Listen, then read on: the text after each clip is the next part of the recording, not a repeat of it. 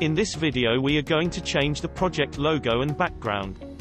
When you first create a project, these options are automatically applied from your default settings. You can change the defaults in the theme editor, which can be found in the left menu from the project list page. Your project logo appears in the header. It may be on the left or right depending on your chosen header. See our separate video for further information on project settings. Your project background is shown behind any content that you add to your project. If you add transparent content, you will see the background through this. You can see this effect on this text box when the background is removed. To change your logo or background, hover over your header in the top right corner. Click the image icon from the toolbar. This will open the image manager.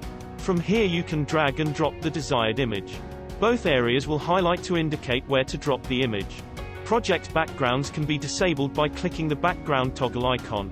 In this case, the project will just use your background colors, which can be changed in project settings.